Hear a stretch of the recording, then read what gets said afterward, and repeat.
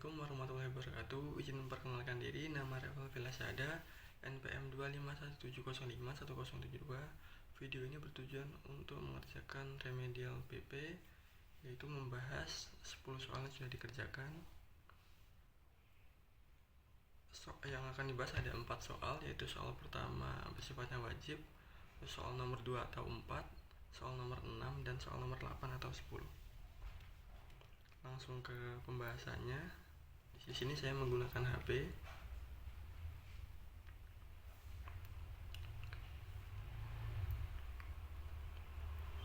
Oke. Di sini langkah pengerjaan saya itu ketika mengerjakan BP itu memahami dulu soalnya.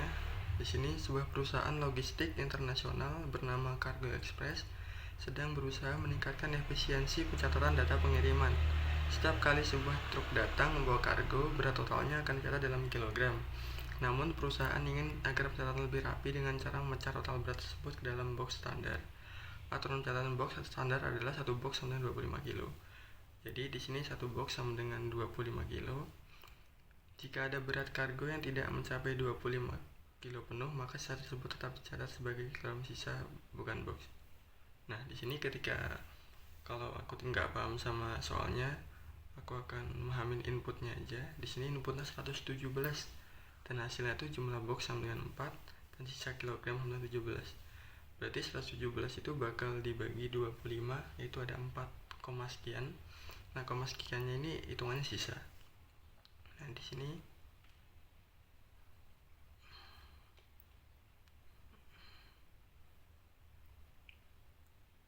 ya. Di sini hal pertama yang kulakukan itu tuh ngebuat sebuah chain yang bisa dimasukin, yaitu chain n. Terus n itu pasti butuh tipe data atau variabel ini butuh tipe data, maka kita masukin integer. Kenapa aku pilihnya integer? Nah, ini ada alasannya, karena aku manfaatin yaitu sifat integer, yaitu nggak bisa masukin nilai koma. Jadi kalau misal 1,99 itu bakal tercatat 1 aja. Di sini langsung count jumlah box sama dengan n dibagi 25. Nah, di sini kan n dibagi 25 terus 17 dibagi 25 itu kan 4, sekian, tapi karena ini integer jadinya cuma tulisnya 4 doang. Jadi tulisnya cuma 4 doang. Aku manfaatin sifat integer. Terus yang di bawahnya langsung count lagi, sisa kilogram sama dengan n modulus 25. Kenapa aku pakai 25 modulus? Karena aku mau nampilin sisanya yaitu 17.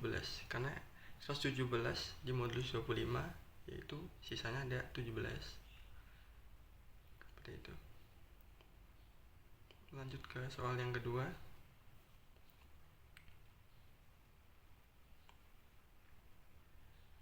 Di sini saya mengerjakan soal nomor 2 ya.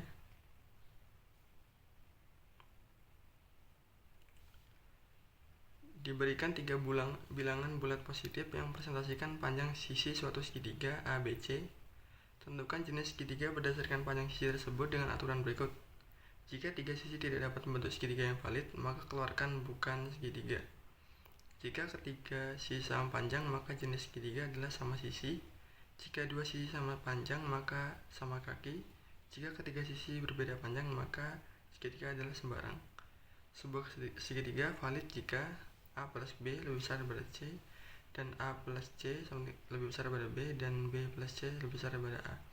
Jadi maksudnya di sini segitiga valid itu ketika nggak ada dari bilangan A, B, C itu yang terlalu besar nilainya, sehingga A plus B itu tuh nggak lebih besar daripada C.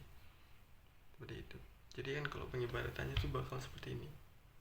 Misalnya ini bilangan yang paling besar, ini segitiganya jadi seperti ini. Itu segitiga nggak valid.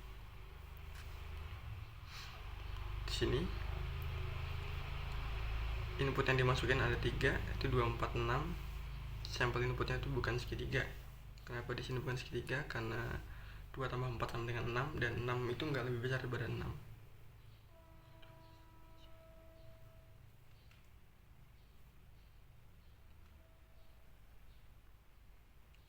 Oke.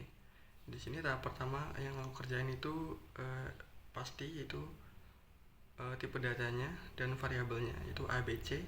Terus aku ngebuat sebuah chain ABC juga untuk masukin 3 bilangan. Nah di sini aku ngebuat tipe data baru, variabel baru, yaitu D, yang D itu sama dengan A plus B. Terus ada E itu B plus C, dan F itu ada A plus C. Kenapa aku ngebuat seperti itu? Karena nanti biar lebih gampang aja. Sebenarnya contoh di sini, if pertama itu D lebih besar daripada C dan E lebih besar daripada A dan F lebih besar daripada B. Nah di sini D, E, F-nya bisa aku ganti kayak D itu ganti A plus B itu bisa. Cuma di sini biar lebih gampang aja, jadi aku masukin ke nilai D aja. Aku membuat sebuah tipe data baru, tipe variabel baru. Di sini if pertama itu gunanya untuk menentukan segitiga itu valid atau enggak. Gitu. Itu peraturannya yang di atas ini. Sorry.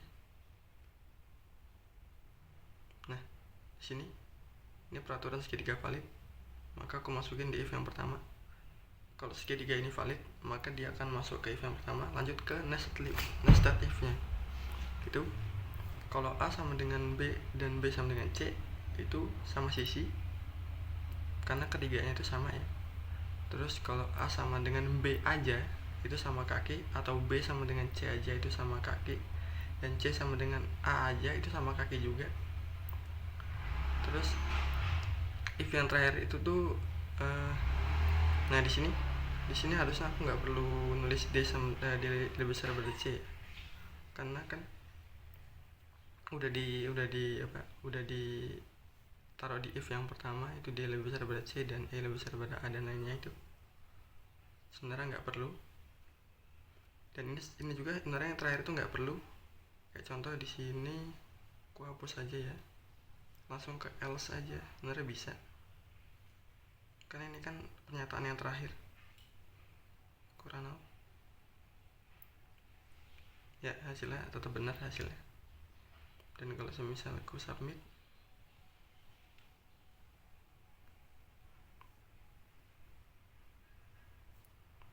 ya hasilnya tetap utuh 10. Nah setelah itu dan lanjut, nah ini ada else yang terakhir. Nah else yang terakhir ini tuh bukan punya nested if-nya ya, tapi if yang pertama. Jadi kalau pernyataan if pertama itu kan menunjukkan segitiga itu valid apa enggak. Kalau segitiga itu enggak valid, maka tulis bukan segitiga. Seperti itu. Lanjut ke soal yang ketiga. Oh enggak, maksudnya soal nomor 6, yaitu segitiga misterius. Nah, seorang ilmuwan mendeteksi kemunculan pola misterius di luar angkasa menggunakan teleskop. Sebentar, sebelumnya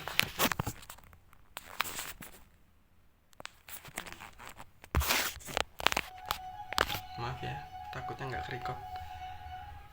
Seorang ilmuwan mendeteksi kemunculan pola misterius di luar angkasa menggunakan teleskop. Pola tersebut berbentuk seperti segitiga yang tersusun oleh banyak bintang. Setiap detik ke n bintang-bintang itu membentuk pola segitiga siku-siku dengan tinggi n. Namun ilmuwan menemukan hal aneh yang mana jika n adalah bilangan genap, maka pola segitiga akan terlihat terbalik. Jadi kalau ganjil itu segitiga siku-siku kayak gini. Kalau semisal genap itu kebalikannya. Nah ini ada sampel inputnya. Kalau ganjil nih, kalau ganjil ini bakal segitiga siku-siku ini. Nah kalau genap itu segitiganya kebalik. Ini. Oke. Sorry. Nah di sini aku banyak percobaan karena memang lumayan sulit. Nah di sini kayak biasanya kita masukin inputnya dulu. Yang pertama integer a, sin a. Nah terus untuk segitiga yang pertama, nah di sini aku menggunakan if a modulus 2 sama dengan tidak sama dengan 0. Jadi maksudnya di sini kan kalau di modulus 2 sama dengan 0 itu kan pasti genap. Kayak contoh 2 modulus 2 sama dengan 0, enggak ada sisanya. Selain dari itu pasti ganjil, makanya itu tidak sama dengan 0 itu ganjil. Untuk nunjukin kalau itu ganjil, maka jalankan perintah ini. Nah di sini aku pakai looping for integer i sama dengan 1 dan i lebih kecil daripada a. Jadi I bakal lebih kecil, contoh 5 lebih kecil daripada 5, jadi ntar 1, 2, 3, 4, 5. Nah, looping yang pertama ini fungsinya tuh untuk ini, untuk berapa baris ke bawah. Sini kan ada 5 baris ke bawah, itu ada di bintang pertama, bintang kedua, bintang 3, bintang 4, bintang 5. Itu kan ada kayak 1, 2, 3, 4, 5. Nah, itu guna looping pertama. Nah, makanya itu di sini ada code NDL. Code NDL itu jadi setiap looping pertama selesai di NDL lagi, seperti itu gunanya, seperti itu. Terus di sini ada looping kedua, yaitu J sama dengan 1 dan J lebih kecil sama dengan I. Nah, kenapa aku lebih kecil sama dengan I?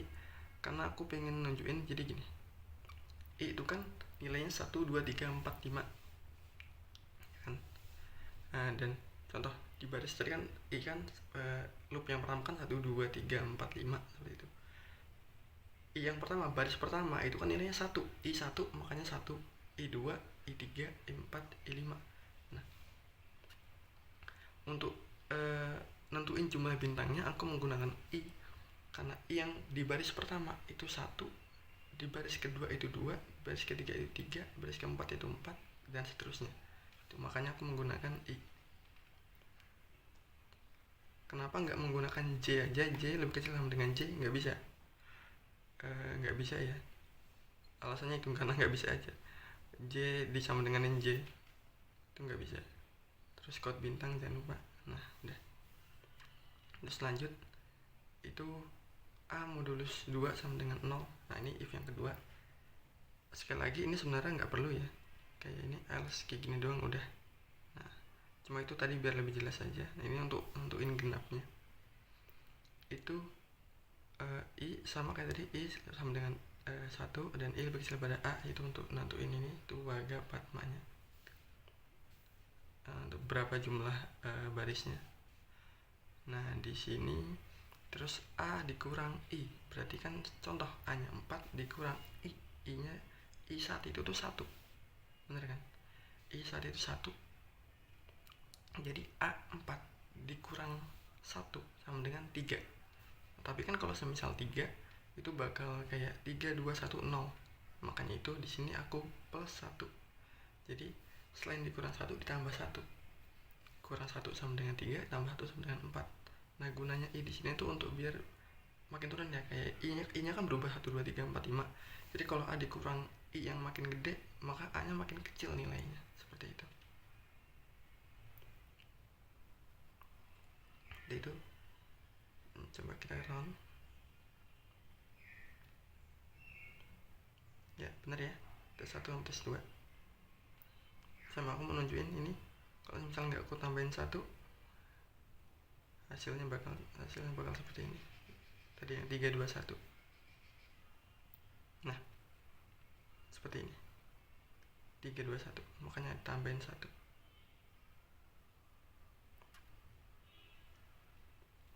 Lanjut soal nomor. Di sini mungkin aku milihnya nomor coba nomor 8 seperti apa. Mungkin nomor 10 aja ya. Kan dari tadi bilangan terus sekali yang kalimat-kalimat lah. Nah, di sini aku langsung bener.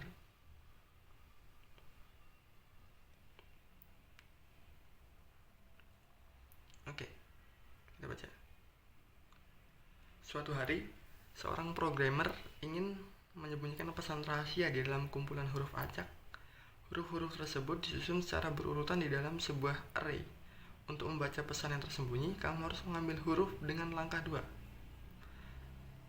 Dimulai dari huruf pertama, indeks ke 0.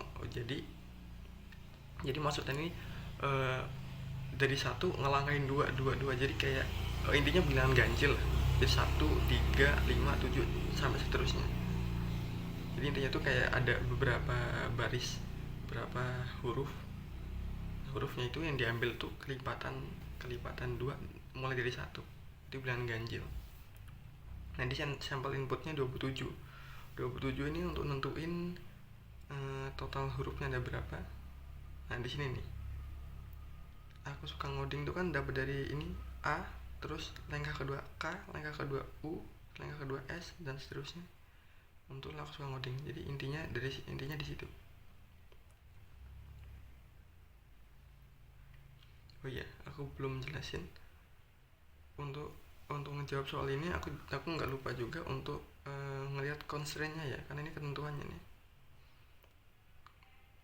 Kalau constraint-nya lebih dari banyak banget itu, atau dia tuh bakal desimal atau gimana, itu bakal beda tipe data. Contoh kalau kayak desimal itu bakal pakai float kalau nggak double.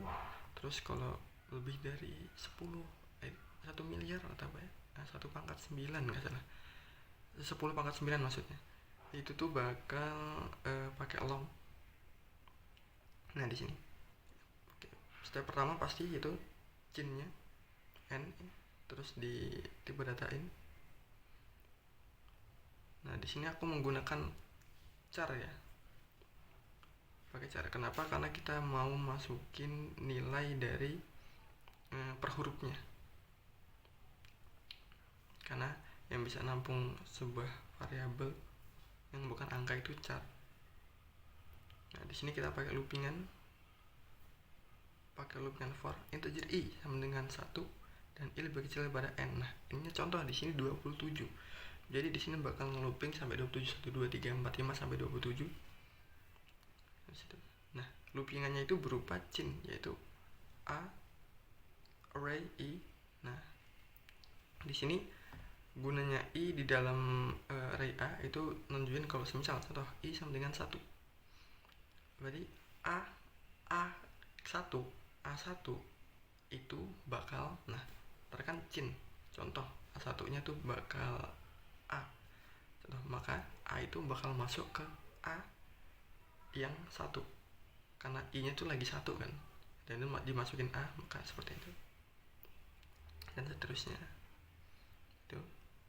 Terus bakal masuk ke dalam variabel A. Terus lanjut ada loopingan yang kedua. Loopingan yang kedua ini gunanya untuk mengeluarkan untuk mengcode. Tadi kan loopingan yang pertama itu untuk masukin nilainya, yaitu chain 1 sampai 27 apa aja, dan itu masih acak banget. Nah, loopingan yang kedua itu untuk mengeluarkan, untuk encode. Nah, di sini pakai i sama dengan 1 dan i lebih kecil daripada n, i plus plus sama aja ya, jadi 1 sampai 27. Tapi di sini bedanya ada if, ada syaratnya. Untuk syarat yaitu i modulus 2 tidak sama dengan 0 yang aku bilang tadi, ganjil. Maka setiap bilang ganjil di count. Kalau bilangan itu nggak ganjil maka nggak di count. Seperti itu penjelasannya. Count bilangan tersebut ya, a sama dengan i. Tadi kan contoh a sama dengan i yang pertama itu kan 1. Contoh di sini a. Maka di sini dikeluarin a sama dengan 1 itu ya a.